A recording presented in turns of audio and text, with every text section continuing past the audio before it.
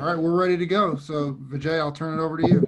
All right, perfect. So I'm going to go ahead and get started here.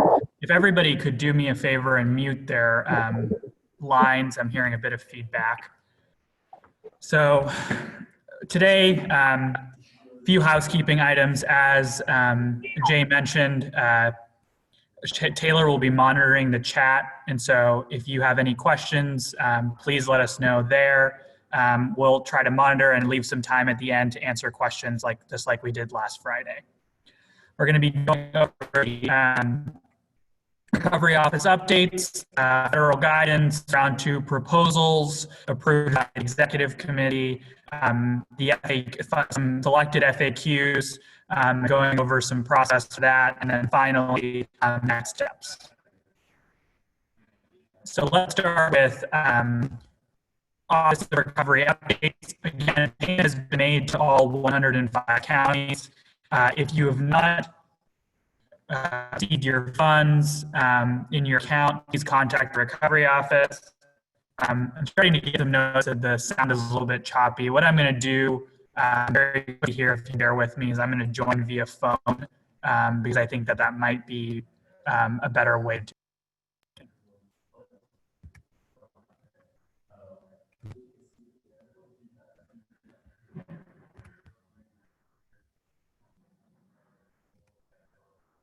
Apologize, everyone. Bear with me a second as I switch to the phone audio.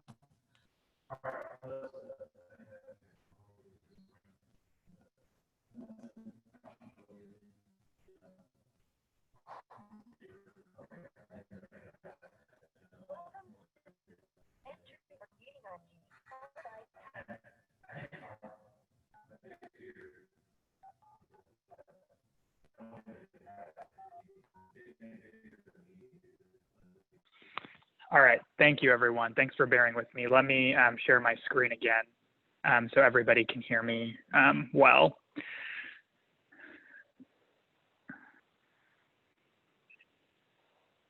Okay, perfect. So again, payments have been made to all 105 counties. If you received your funds, please contact the Office of Recovery. Again, the important thing is check with your bank first. It might take a couple of days for the payments to get to your account, but by today, here on Friday, it should be that most all of you should have gotten the funds in your account. So again, please let us know. We're working with all the counties who have emailed us about that as a top priority to get those rectified. And we've only had one, I think, that has had some issues so far. So please let us know if you've had any issues. Again, you should check your emails this morning. The first round of guidance interpretation determinations went out to you. If you've sent in a guidance interpretation, we sent out about 40 this morning. We're hoping to send out the rest from the first round of interpretation later today. I'm hearing some feedback. Can everyone please mute? And so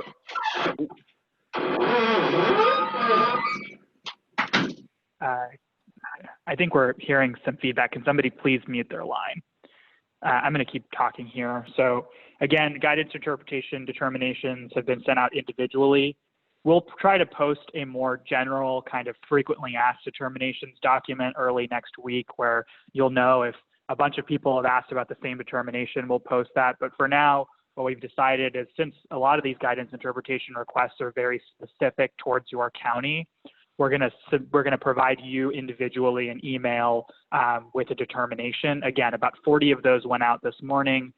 Additional will go out later today, and we have the capacity now to get those out very quickly to everybody. So you should be hearing back in a couple of days if you submit your guidance interpretation request. And we did those based on when they were submitted. So the first folks that submitted should have already received their determination on guidance interpretation.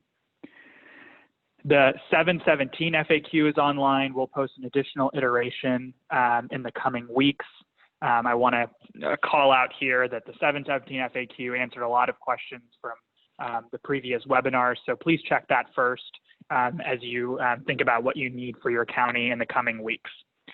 Round 2 updates, the Spark Steering and Executive Committee have given initial approval to the Round 2 proposals. We'll go through them today, so you all have a good idea of what the state is planning on investing in. And we'll also go through what I think is more important is what does Round 2 mean for you and the investments that you make for your county in terms of how maybe you should think about the state's role versus the county role.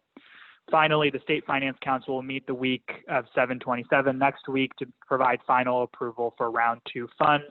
Soon after that, the state will begin implementing those programs. A few housekeeping. Please centralize your communications and requests for guidance interpretation through your primary point of contact. This allows us to better serve you. If we don't have multiple folks from the same place asking the same question, it cuts down on the number of questions and helps us get you responses quicker. Continue to email the recovery@kas.gov email for any general questions that aren't eligibility interpretations. So if anything that you have is an eligibility interpretation, and what I mean by that is this expense eligible or not? Can I claim this under CRF or not?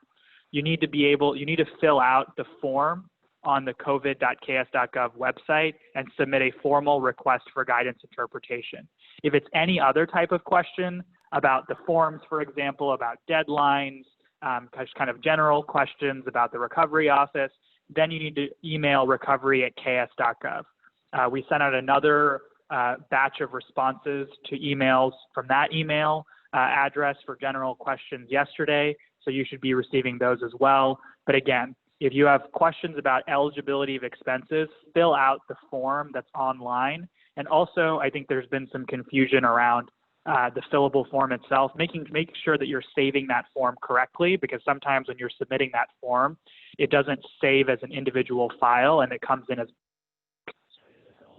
so make sure you're saving individually, and we can work through that at the end if we have some time. So next, I want to call out here that we want to reiterate something from the toolkit. A top priority for counties should be spending funds on sourcing and securing PPE supplies from outside vendors.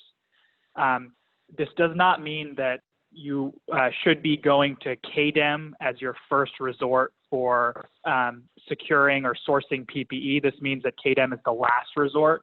So first, try to secure your PPE supplies from outside vendors, and doing so should be a priority. We want to decrease the reliance on the supply at the Kansas Department of Emergency Management as much as possible, because that should be the last resort for the state in terms of PPE, and should be for causes once everything else is exhausted, or if there's an extreme shortage in the state. And so take this time and these funds to ensure that you are getting your PPE sources from any outside vendors or anybody else that you would like to buy from, as long as they're an eligible vendor, and use KDEM as a last resort for PPE.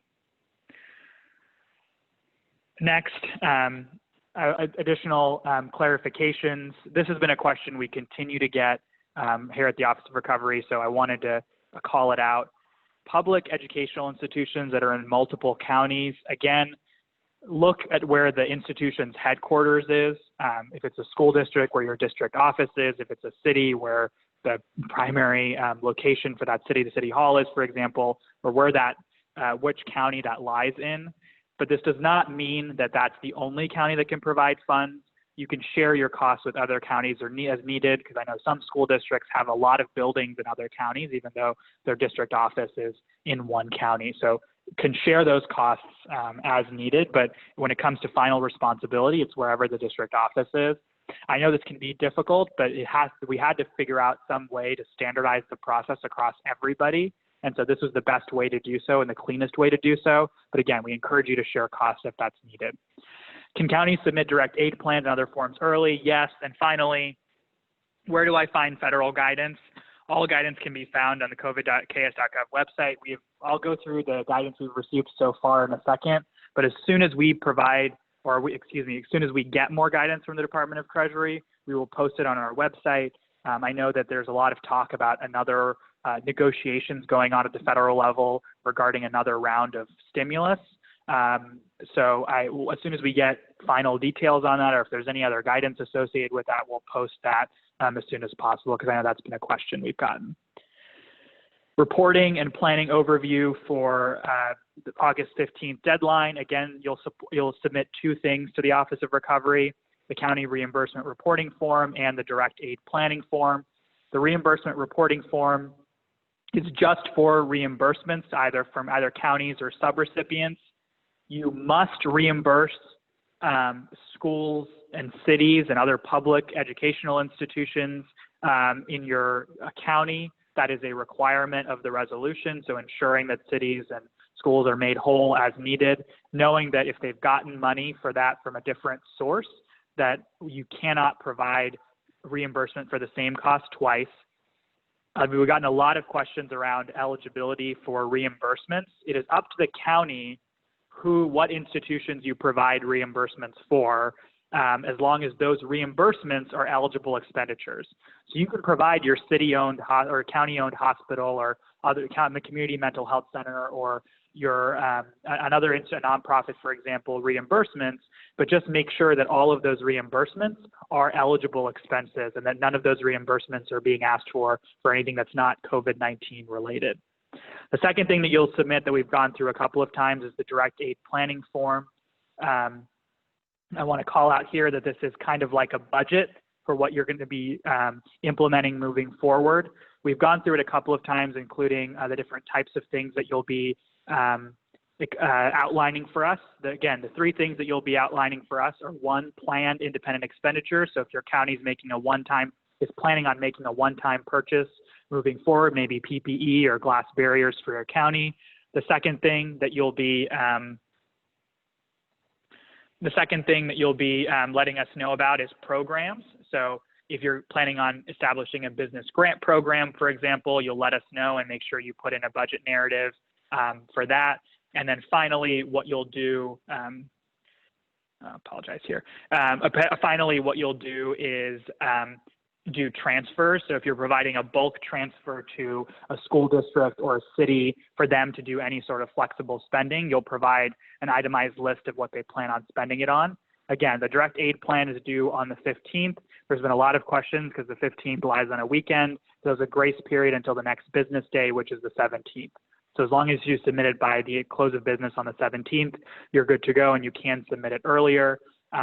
Do not include any funds that you've already expended or reimbursed in the direct aid plan. The direct aid plan is completely future facing. If you've expended anything or you've, if you've provided any reimbursements or anything like that, make sure you're putting that in the reimbursement reporting form. There's been some questions around, can I expend funds before the direct aid plan is approved? The answer is no. So you have to wait until the direct aid plan is approved in order to provide any or to spend any direct aid funds. But for reimbursements, you can provide reimbursements for the reporting period as long as you're reporting that in your reimbursement form. So if you have direct aid expenses that you're putting in your plan, you can't spend them until we've gotten those approved on after they've been submitted on the 15th. And we've gone through that a couple of times, I know. So federal guidance, key takeaways from the 630 guidance. I know we've gone through this before. The key difference is there's some flexibility on when payment has to be made. So performance of or delivery of a cost must occur during the covered period, but payment of funds can happen up to 90 days after if you can illustrate why that's needed. So for example, if it just takes a long time to process, or there's a supply chain disruption or whatever that requires you to make the payment later, that can happen up to 90 days afterwards. So there is some flexibility there. Again, performance or delivery of a cost must occur during the covered period, which is March 1st to December 30th, but payment can happen later. So so there's a lot of questions around goods. So at least some portion of goods need to be used before 12/30. So for example, if you're buying PPE, it's okay if you're using PPE past December 30th that you've bought using CRF funds, as long as some portion of those PPE was bought for costs that were incurred between March 1st and December 30th. So you have to be able to illustrate that it was for the covered period, but hey, there's some PPE left over. You can continue to use that. You don't have to turn that back in or anything like that. There's some questions around managing inventory. I'll answer that here. So you only need to report costs and expenditures. You don't need to report inventory. So you don't need to tell the state necessarily in any of your forms, I have this much PPE. You just need to tell us what you've spent the money on as an accounting measure. Finally, supply chain disruptions allow for some additional flexibility. So for example, if there is a supply chain disruption that causes you not to receive the goods by December 30th, that's okay. You just have to illustrate that you made the purchase in the covered period of March 1st to December 30th, or you put in the order during the covered period. If there is a supply chain disruption that prevents you from getting PPE until after that, that's okay. The 7.2 guidance is specific to the state, so I'm not going to go into that here because I don't want to confuse anybody. This is just for the state, and we'll put that in the slides here so it's very clear. This is the state's reporting requirements to the federal government. Again, this has no bearing on how you all report because we've actually incorporated all of the federal reporting requirements into your reporting spreadsheet. So this you don't need to worry about. This is how the state is going to report, just an FYI of what all the different types of expenditure categories the federal government is asking the state to report. Again, don't need to worry about this, but you'll see that in your spreadsheets, everything is organized by these categories. So it's easy for us to just then submit these to the federal government, and everything, all the reporting timelines line up well. The last thing that I've been asked to cover multiple times is the takeaway from the 7.8 guidance. So I'll be clear here. So the only addition in the 7.8 guidance was that CRF funds can be used to cover administrative costs associated with stay-at-home orders or COVID-19 cases, as long as those costs are over and above the budgeted administrative leave for that employee.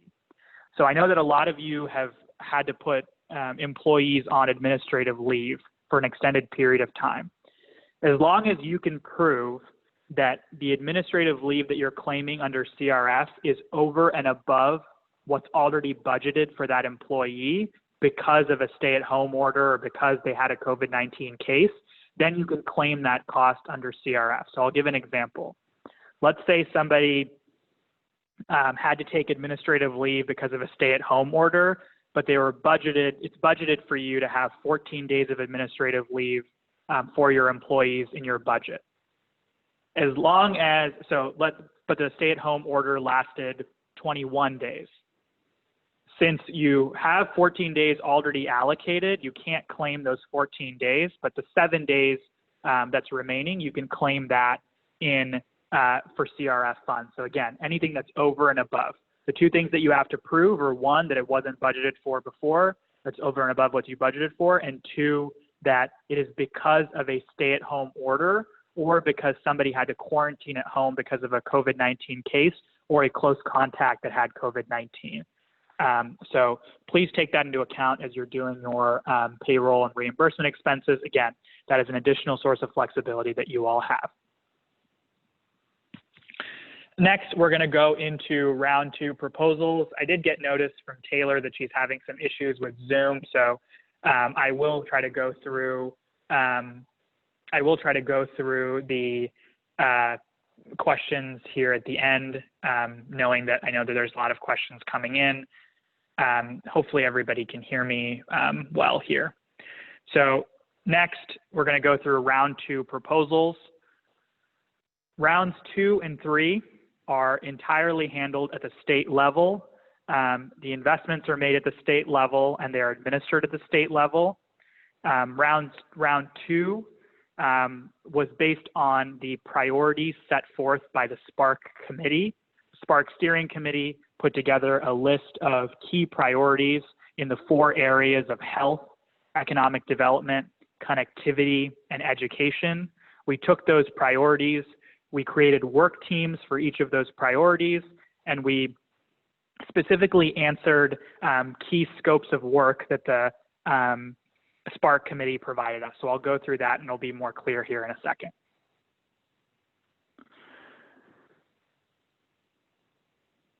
So right before we get into that, the round 2 investment package will go to the State Finance Council.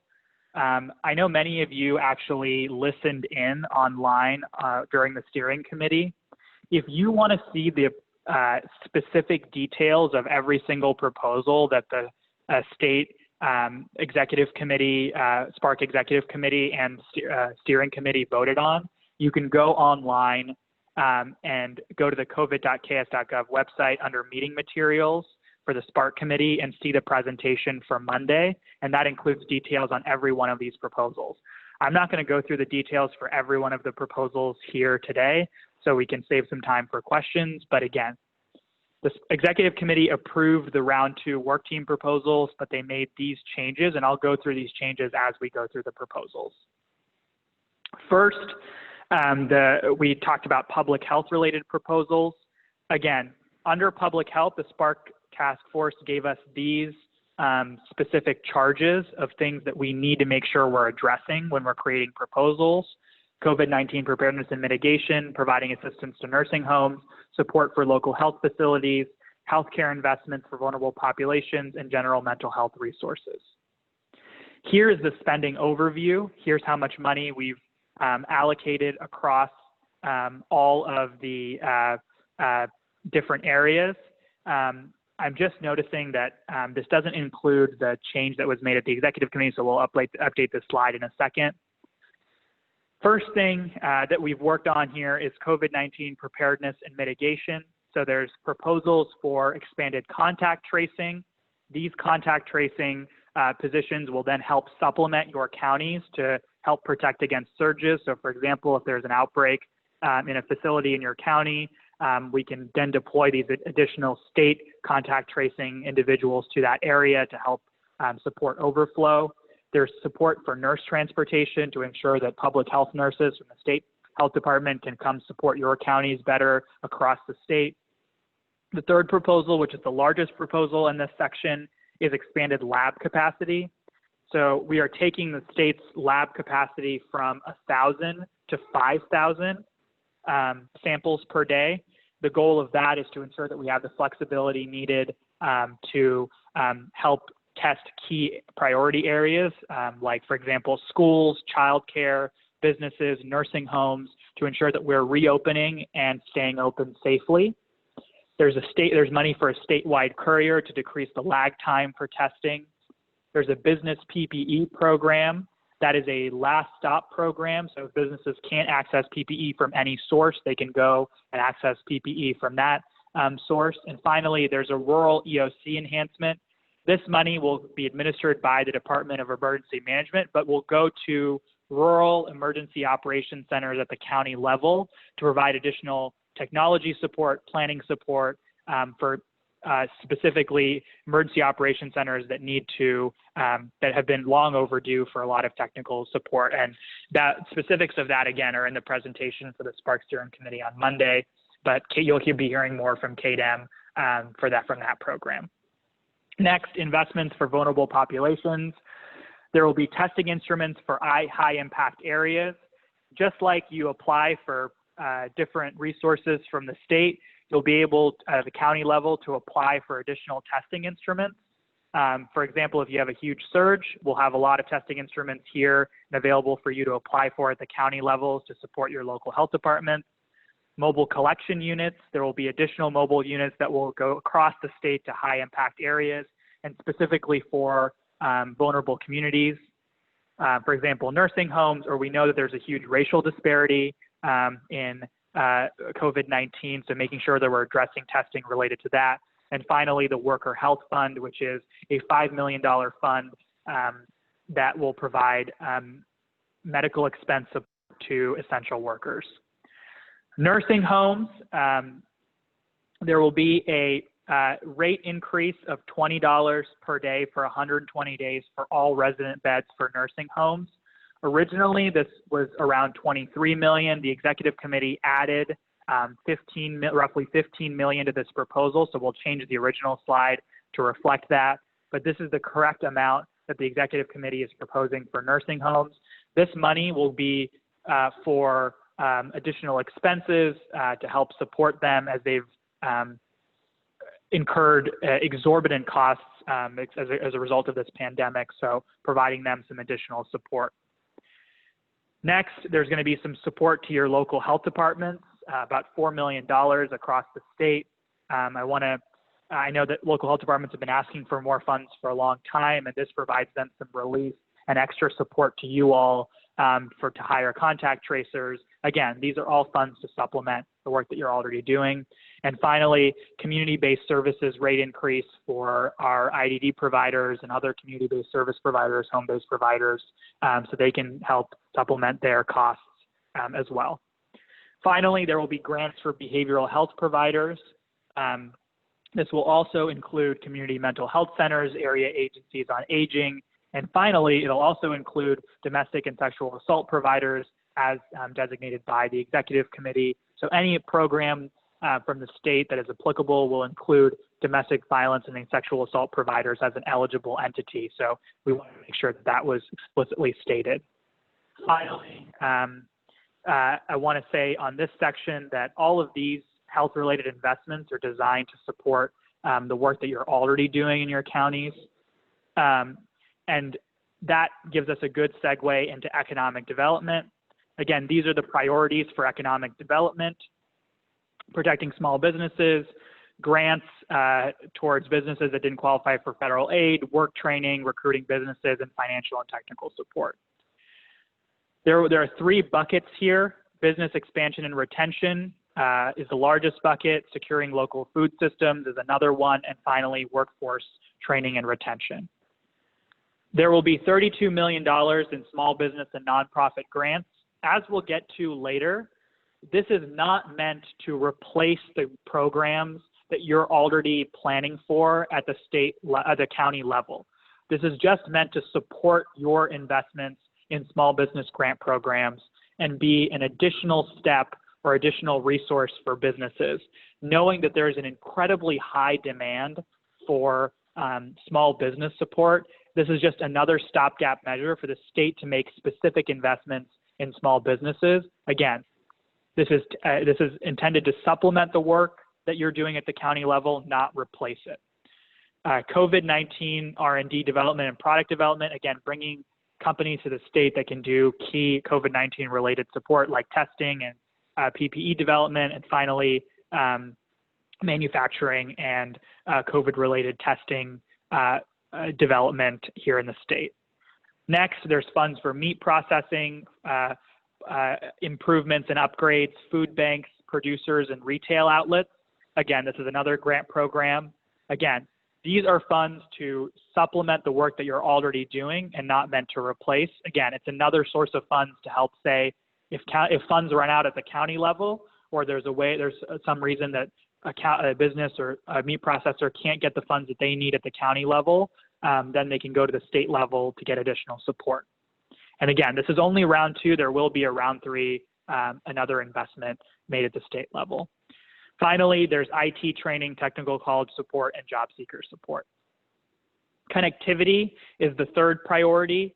Again, this has been a huge issue across the state for increasing access to broadband and making sure that we have access to telehealth and telemedicine services.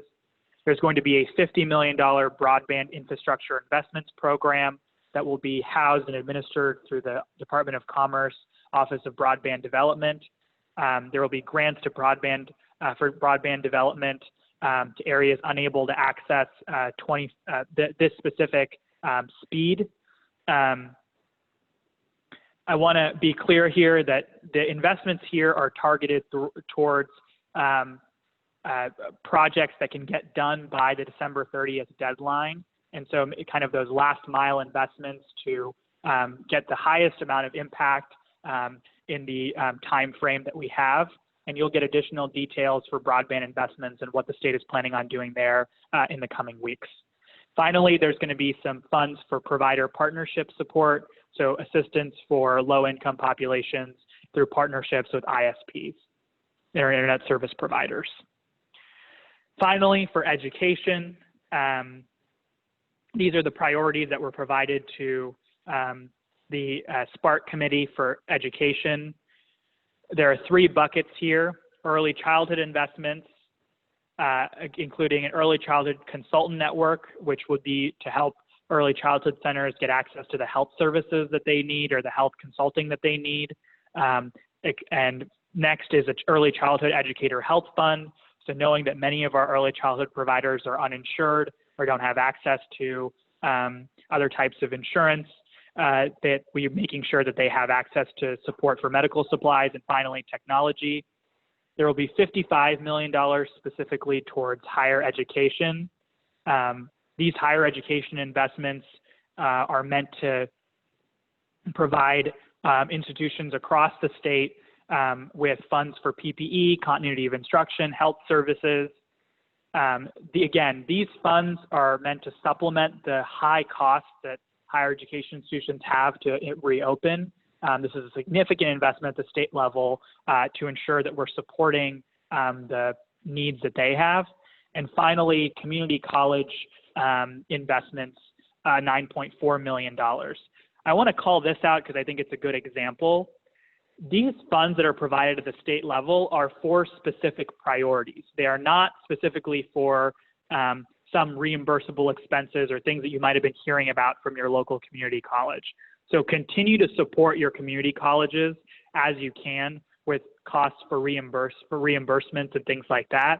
The money that we're providing to community colleges at the state level are for larger investments or additional funds that they need to be able to open. And so we need to be able to support folks from both the state angle and the county angle. So continue to work with your counties, your neighboring counties, to share costs for reimbursements for community colleges, knowing that this is just a way for the state to then support them further with other specific priorities that they have for reopening. Again, I don't want to go through this specifically, but here are the amounts for early childhood, for higher education, how much they're spending on each specific priority area for them, and finally for community colleges. Again, the most important part of this before we get into the FAQ is, what does this mean for you? I know there's going to be a lot of confusion in the coming weeks about, hey, there's money at the state level. Do I still need to spend money at the county level on those priorities? I want to say that the bottom line for us is that state investments are intended to supplement and augment or increase your investments at the county level. Think of it kind of like a match or an extra supplement.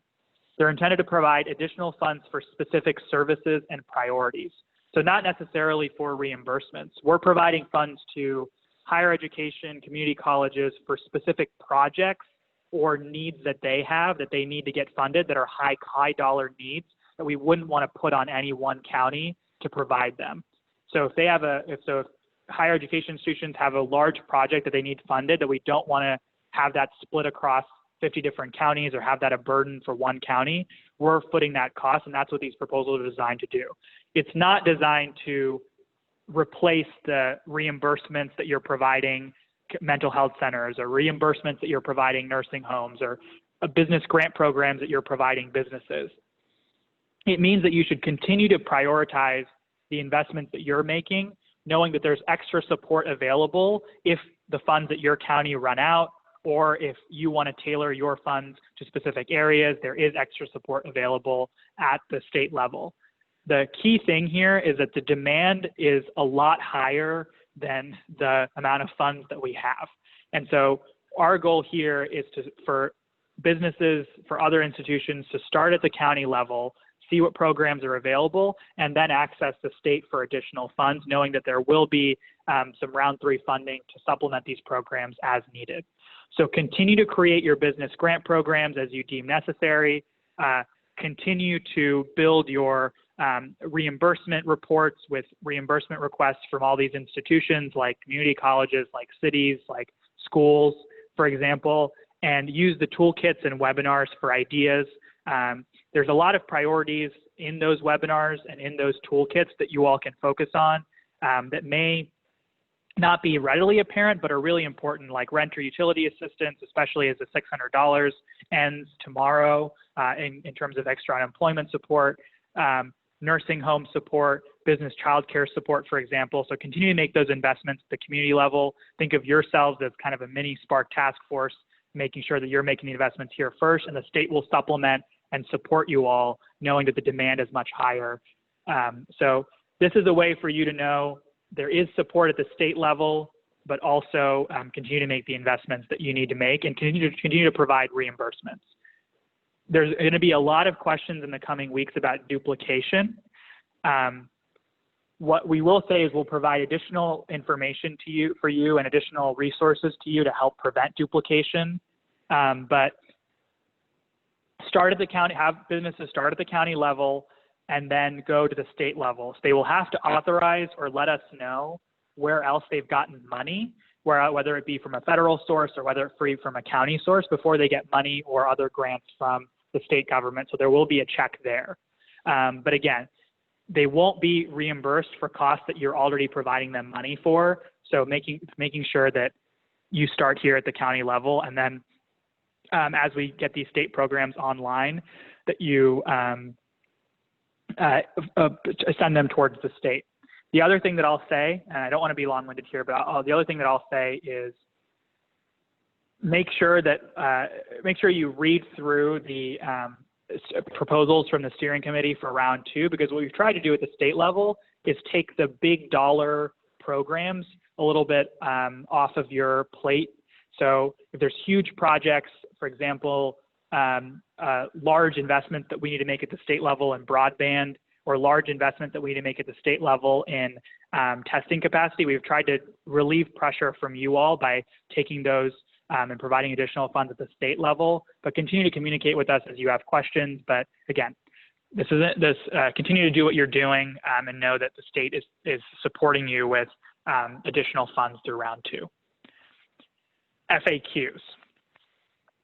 So before we start this section, I want to say you should be receiving in batches answers to your questions that you've been sending us through email, and you should have received, if you submitted your guidance interpretation request early, you should have received a response from our office. Those responses are official responses, and so if you receive a guidance interpretation response from our office, that is the final ruling from our office on that matter.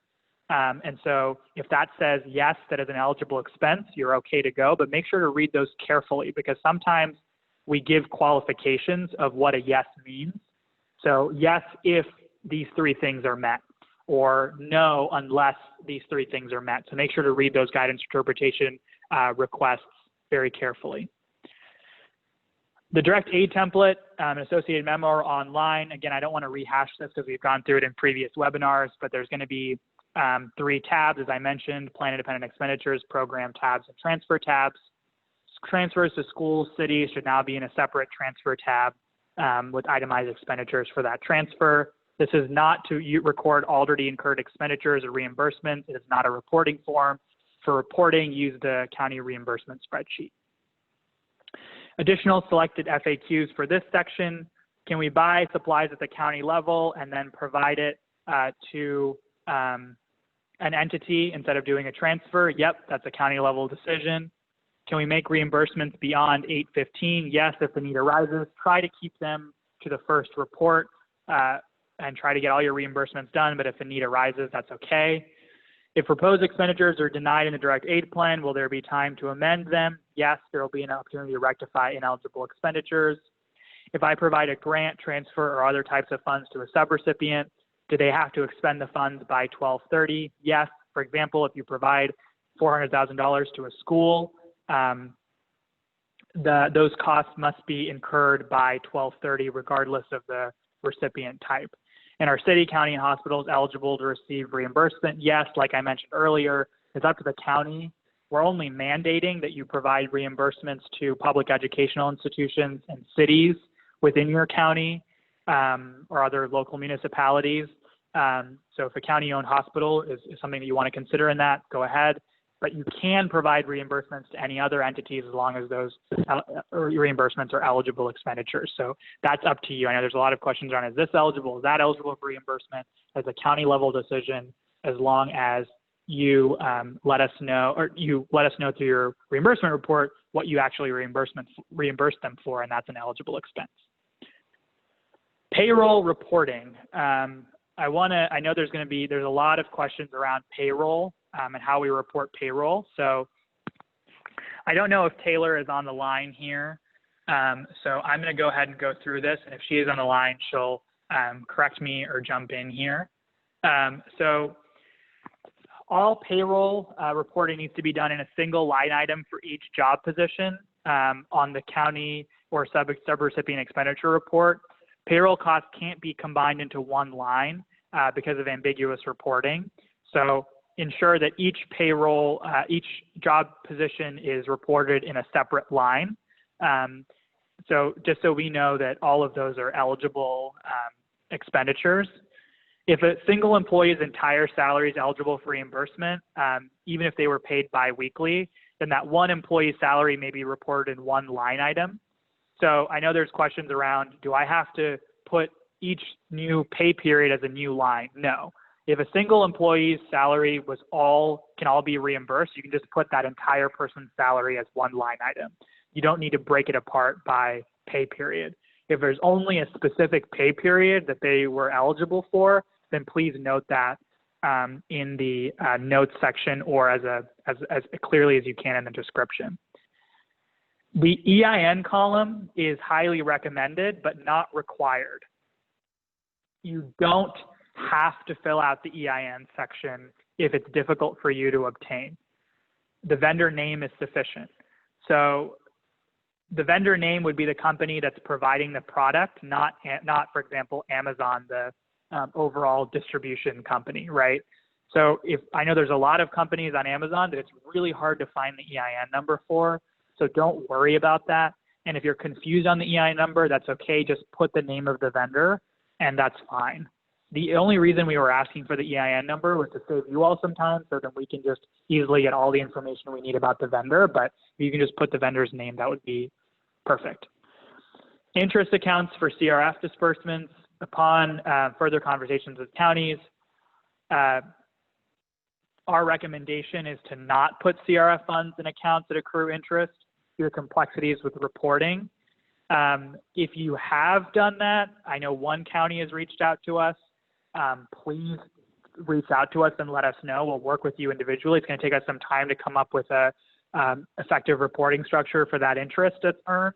But for now, please, if you have not done so, our recommendation is that you don't put it in an interest-bearing account. The final decision lies with the county, but our strong recommendation is that you don't do so. And if you do, that you please let us know because that has to be reported accurately. So now I'm going to go through the chat a little bit here and try to answer some questions. So if you bear with me for 1 second, I'll pull up the chat and we can start answering a couple of questions.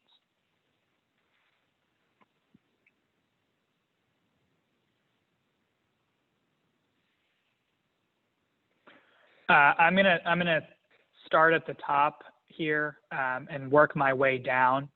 So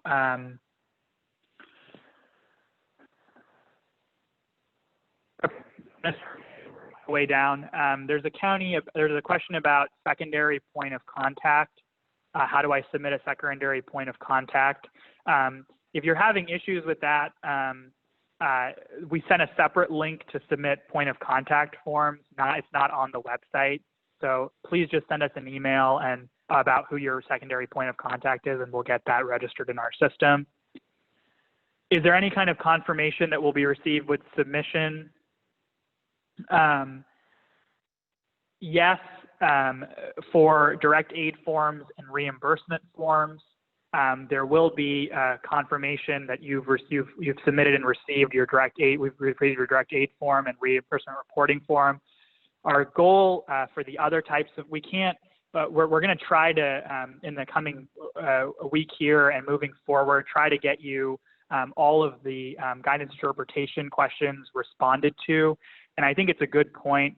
We'll try our best to give you at least some kind of form email or something that just says it's been received, because I know that that's been a point of clarification. But just know that if you've sent it in through the portal, that we have received it, and that you should be getting a response for guidance interpretation in the coming days here. If you've not already received it, again, about 40 of those went out this morning or last night.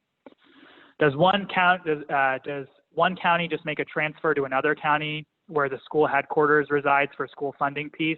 Or what does the transaction look like for that documentation? Yes, you can provide just a transfer to another county or that school district. The easiest thing to do is just provide in your county, just say, I'm also providing this much money to that school district versus through a transfer tab. So instead of saying I'm transferring it to another county, just transfer it to the school district or the headquarters that needs to have the money. If that county is the one that's handling all of the expenditures for that and they want you to transfer it to them, that's okay too. So just, again, transfer it to whoever needs that and put that in a transfer tab. Are budgeted wages able to be reimbursed from city and county perspective if employees were sent home to maintain safety? So I can only say what the guidance says. So the guidance says that if there, and I can, and if you go on if you go and find the guidance, you can see what it specifically says. So if there's no ambiguity here, but it says that you can only use CRF funds to cover administrative leave that's over and above what you've already budgeted. So it can't be pre-budgeted. And you can only do so if they were sent home for administrative leave because of a stay-at-home order or because of a COVID-19 case or contact of a case.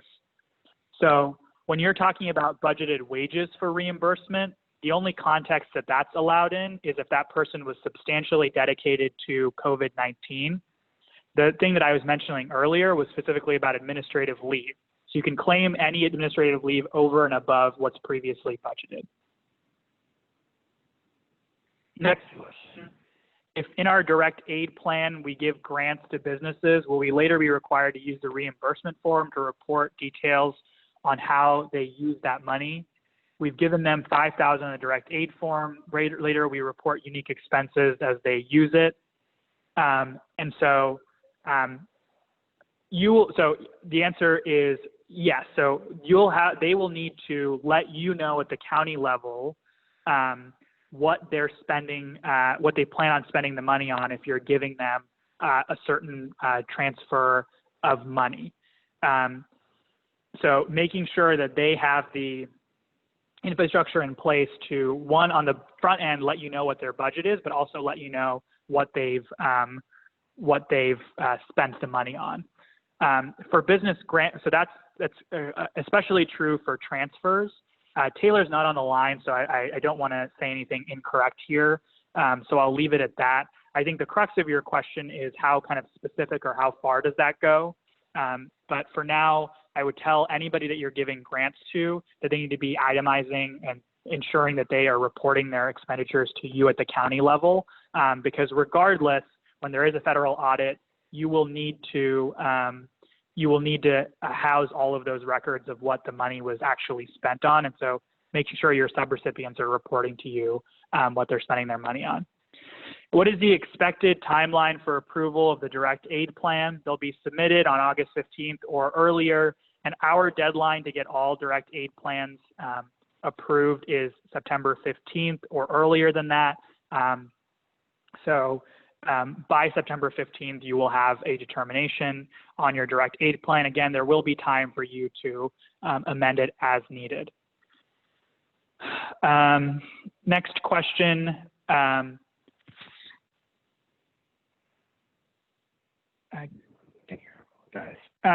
So can private schools request funds through their locality's district or submit directly to their county? I would say they should submit their requests directly to the county level. Again, the resolution does not require you to reimburse costs for private schools, but you can do so, and I would encourage them to go through the county. Is it justifiable to add administrative fees for agencies that are administering the programs? Yes, and we are asking that those be capped at 5%. Again, that is a strong recommendation from us that they don't go more than 5% for administration. But yes, you can add administrative fees for the programs.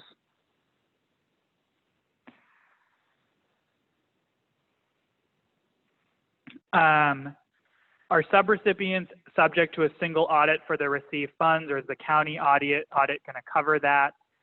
Our current understanding is that the state is going to be the one that is going to get audited. We will ask for, as stated in the resolution, we will ask for things from the counties. But I would say that you should try to ensure that the subrecipients are reporting to you as best as possible. But in terms of who we will be asking for the final documentation when we get audited as a state is we're going to be asking the county. So making sure that you have the MOUs, the different legal documents that you needed to ensure that those subrecipients are either sharing responsibility with you or that they're submitting the request is very important.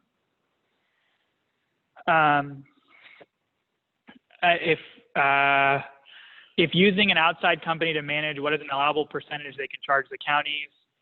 I thought I read it somewhere. Overall administration for the program, again, should be capped at 5%. That doesn't mean that it should be 5%. It should be capped at that percentage for overall administration of CRF funds. And so it's up to your county how much is an allowable cost for an outside vendor or something like that. But knowing that knowing that you have a lot of administrative expenses and all of them combined should not go above 5%. Okay, so our local funding for nursing homes, since they'll get funding in round 2. So your nursing homes will get $20 per day for 120 days for all of their beds. So you can work with your nursing homes, or they can provide you how much money that works out to. So that'll be through the Department of Aging and Disability Services. They'll get that rate increase. That does not mean that they shouldn't or should be disbarred from getting money from the county level for additional reimbursement requests or additional funds that they need. The reason I say that is because costs are incredibly large for a lot of these places, including small businesses, nursing homes, childcare facilities, for example. And so the way for you to kind of think about it at the county level is they're going to be getting $20 a day for 120 days for all of their beds from the state. And they should also be, you should also consider their other costs as needed and provide them some additional funds if you see that needed. So if you're trying to figure out and calculate how much the difference is between what they need and what they got from the state, that's the formula that you should use. Individual nursing homes don't need to apply for the bed money. That's a direct transfer from KDADS.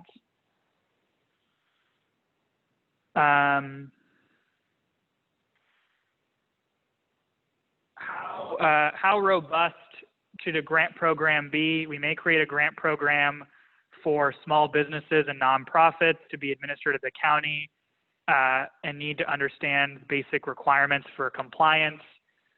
I'm not 100% sure specifically what this question is asking. Let me just walk through what I think needs to be clearly outlined in a grant program. I would have some sort of standardized application that ensures a few things.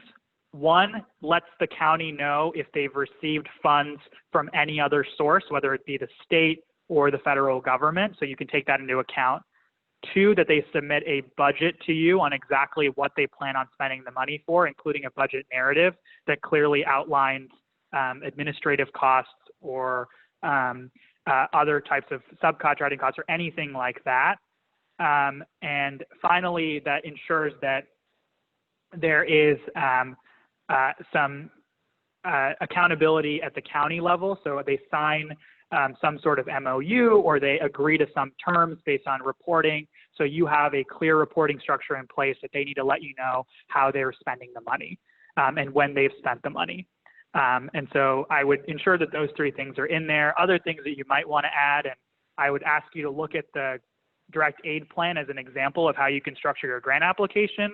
So try to ask for a project description, if this is an existing program or not an existing program, or it's an if this is what populations this is impacting, so that you can track that at the county level, what the kind of expenditure category is, so that you can track that data-wise at the county level, and ensuring that they have all of their contact information and other information submitted to you all. Will phase 2 funding be limited to the amount of requests submitted by all eligible in a county, or is that open-ended? I don't know if I understand the question. So Pam, if you want to restate the question, will phase 2 funding be limited in the amount of requests submitted by all eligible in the county, or is that open-ended? I think what you're asking is there a cap for counties for phase 2 funding? So we're still working out the details for implementation. So I can't speak to that for any one program for now, but I do know that we're working that out at our agency level about how we score applications, for example, and we'll let you guys know as soon as we have some more information on that. Is there a difference between administrative leave and sick leave for reimbursement purposes? Obviously, the context that it's provided is administrative leave, but I assume that the same process applies as long as it is an eligible expenditure. So for example, what I'm trying to express here is if they got COVID-19 and they had to stay home longer than the amount of time that was allotted for them or pre-budgeted for them, then anything over and above that can be claimed, regardless of whether it is sick leave or administrative leave. Again, I want to provide a more written answer on that just so it's clear, but that is my understanding of the guidance. There's some questions around private colleges and private institutions. Continue to provide reimbursements specifically to those institutions at the county level. The higher ed funding is administered through the Kansas Board of Regents, and so it is for public institutions in the state. We need some guidance on providing support to private schools. Treat them similar to, so I would have them submit your reimbursement request at the county, and also if you want to provide them a transfer or something like that, you can do that.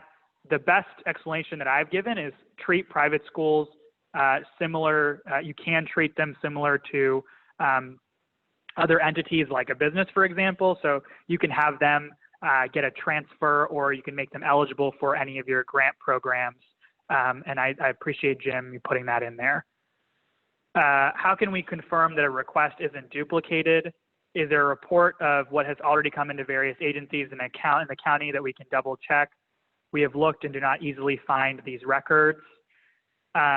So the first line of defense is to have folks self-report what they've already received from other resources. This is a major issue that we are going to try to focus our policy efforts on over the next couple of weeks as you guys submit your direct aid plan. So look out for more information on how we can ensure that state programs are working well with county level programs. Do business grant programs have restrictions? Small businesses are the only ones that are allowed to receive funds right now to cover operating losses due to required closures. So make sure that you know that only small businesses can receive funds to cover losses in income. Unfortunately, according to the guidance, nonprofits and other institutions and that are not small businesses can't receive funds that cover the loss of income. So they can receive funds to pay for COVID-related expenses, for example, buying PPE or buying any sorts of other, or making any sorts of other improvements to help, or buying temperature scanners or anything to limit the spread of disease. But right now, according to the guidance, small businesses are the only types of institutions that can receive funds directly for losses in income, and that's only if they can prove that those losses in income came as a result of a required closure. And by required closure, I mean a state or local stay-at-home order or a voluntary closure by that business to protect health. So even if there wasn't a stay-at-home order and they closed their business to protect the health of their employees and their patrons, then that's okay as well.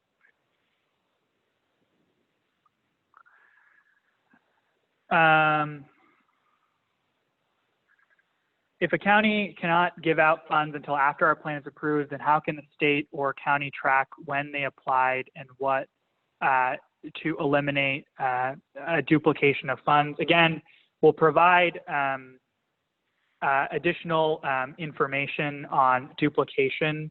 We'll try to ensure that there's a standardized application portal for state programs related to small business, so that there's only a one-stop shop and we can ensure that we have all of those applications in one place, and that the timelines work out so that counties have an idea or can at least verify at the state level what businesses are receiving funding at the state level.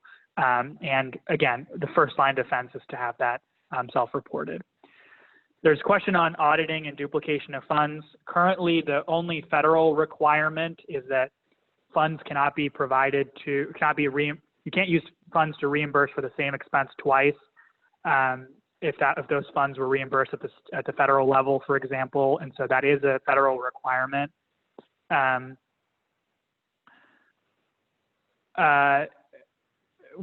again, I know there's a lot of questions on duplication. We'll provide you some more information. I don't have all of it right now, so we'll continue to provide you more information.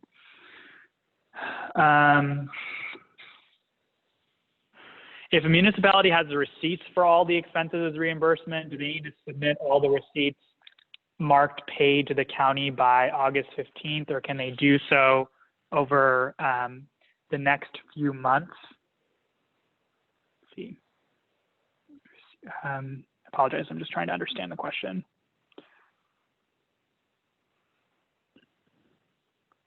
So what I would say here is try your best to submit the receipts by the 15th.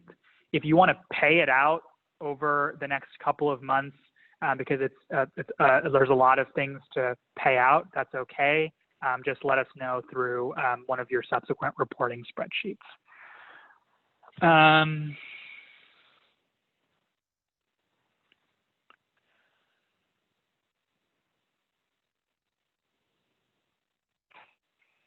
Okay.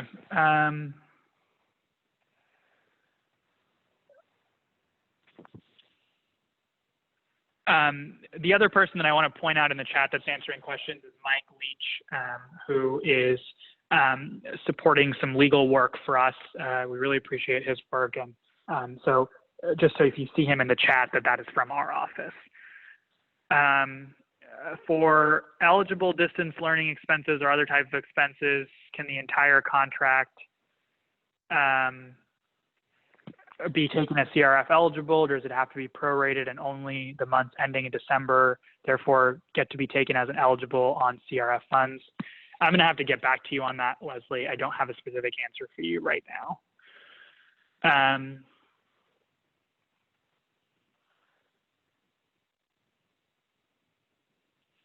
So if the PPE for entire school year is purchased prior to December, is that considered an eligible expense? At least a portion of the goods, as I understand it, have to be used before December 30th, and the costs have to be incurred. At least a portion of the costs have to be incurred. Again, the payment can happen later, especially if there's some delays, or if there can be some flexibility if there's a supply chain disruption. But again, a portion of the goods have to be used before December 30th, and you have to, the costs have to be incurred in the reporting period of March 1st to December 30th.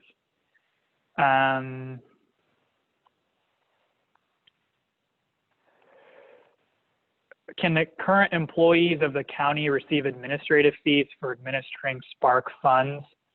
The only thing that you can do is, again, if you're substantially dedicated to COVID-19, you can reimburse payroll as long as that is an eligible expense.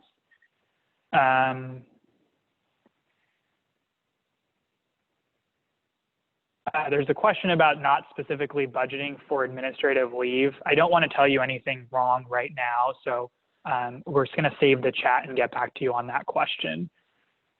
And I'm going to answer a few more questions here, and we'll save the chat, excuse me, and we'll go through these questions and provide some more substantive answers. Again, I want to make sure that we're providing things clearly after some analysis of the guidance. So there's a question on what money has K through 12 gotten. K through 12 has gotten federal funds. So K through 12 has gotten $84 million through federal funds. They have some funds already, but they do have additional costs for reopening. So I would tell your schools to first ensure that they have access to those federal funds through KSDE first, and then to come to you for reimbursement.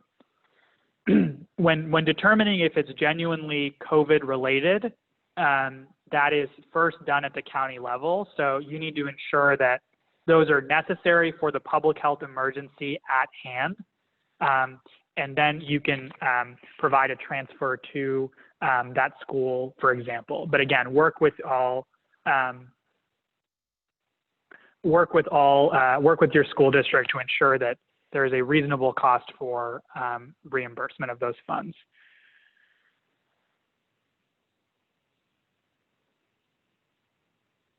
So when I say 5%, 5% for your county administration, and it can be up to 5% for a subrecipient that is going to manage a program, for example. So it doesn't need to be that subrecipient's 5% is taken out of your total 5% at the county level. But again, that is I want to be clear here, though. I don't want that to be a runaway cost for counties. And so make sure that you're telling subrecipients to manage and keep administrative costs as to what is needed, and sharing those resources as possible. Are local businesses that receive PPE funds eligible for grant funds through a county's direct aid plan? There's nothing that's barring them from receiving funds at the county level or state level. So it is up to you how you want to structure that. Some states have said that they'll only cover, so they'll take into account the money that you've gotten from PPP when they're giving you grant programs, for example. So they'll like discount by the amount of money you've already gotten from PPE from your application. You don't have to do it that way.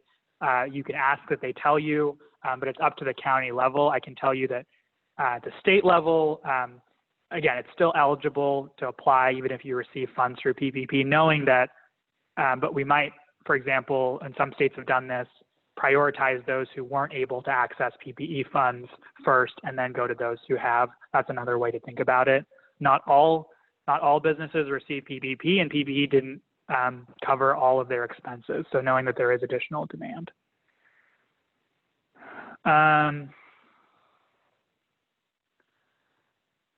Does a business have to be closed either voluntarily or required to get money? If they want money for operating losses, then yes. If they want money for PPE or anything else, then no, they don't need to be closed, have been closed. But if they want money to cover their expenses, that's fine. Then, excuse me, if they want money to cover their operating loss expenses, then they need to have been closed due to a stay-at-home order or voluntarily closed. But otherwise, for public health expenses, no, they don't need to have been closed.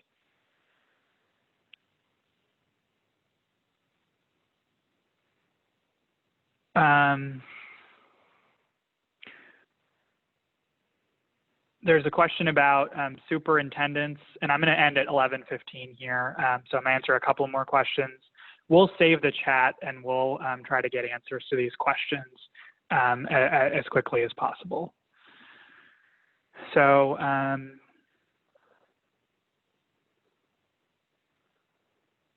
I had a school email me saying their superintendent was telling them that they can work with us directly since we've been taking care of them since they're in our county.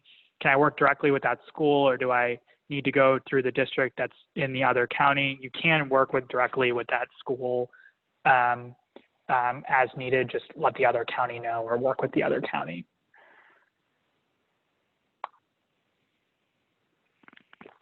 There's a question about adding funds that have come in through other sources. We'll try to do that and put that in a future presentation so you know what funds have come in from other sources.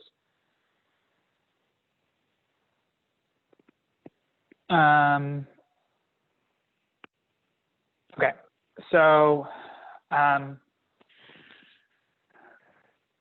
want to say as we end here that, and Clay Coons, I appreciate you putting in the link from KSDE that explicitly states the CARES Act district allocations. So I know that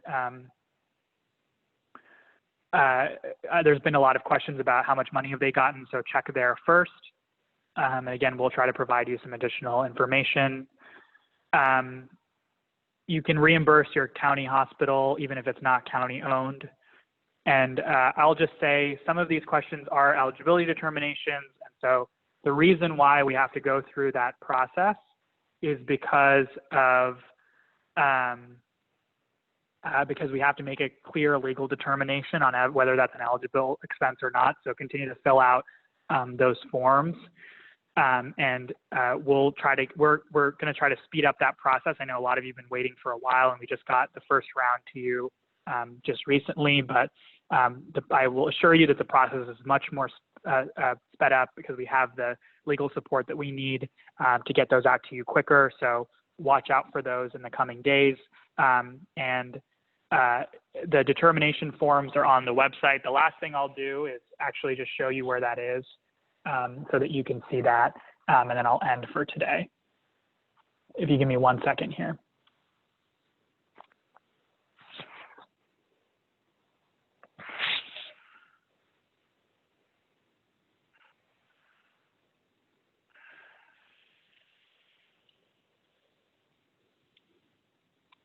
Okay, so hopefully everybody can see my screen. If you have an eligibility determination, what you're going to do is go to covid.ks.gov, go to Spark, in the recovery office. You'll go down. You'll go to, excuse me, the mouse is being difficult here. You go to county resources. You'll go to the guidance interpretation request form. You'll fill out this form. And then what you'll do is you'll go to the submission portal as we see here, and then you will submit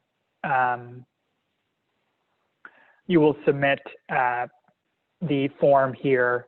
Make sure that when you're saving this, that you're saving it as an individual PDF. Because it is a fillable form, so what you'll have to do is download it and save it as an individual PDF so that you, on your desktop or in your documents or something, so it is saving as a full fillable form.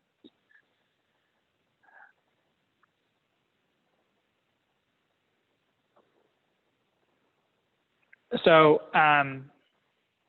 there's, I know I said that was the last thing, but the last thing is, where are the determination forms? So for now, what we're going to do is respond to those counties individually via email. So check in your email to whoever submitted those forms and was listed as the contact. You'll receive a specific document from our office with a determination. We will post early next week a document that's basically the frequently asked determination, so everybody can see those. But a lot of these determinations are very specific to the county. So the first line of defense is to get people the answers that they've asked for, and ensure, and then we can take whichever frequently asked determinations there are and put them on the website. I see that some people are answering their questions on the listserv, so you can check there for now as well. So with that, I'm going to conclude for today. I appreciate everyone's patience and time today. We've saved the chat, and we will continue to monitor that. And we will take the questions from today's chat and we'll put those in a subsequent FAQ. So it's not just my voice. And if you want to access the listserv, that's not through our office, that's through KAC. And so I'll turn it over to Jay to conclude the webinar for today. Thank you very much, Vijay. And if you want to get access to that listserv, feel free to email any of us here at KAC. So you can email myself. My email is hall@kansascounties.org.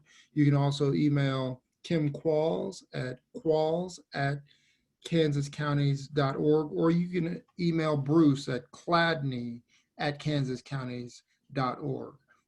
With that, I will conclude today's webinar. Thank you very much for attending.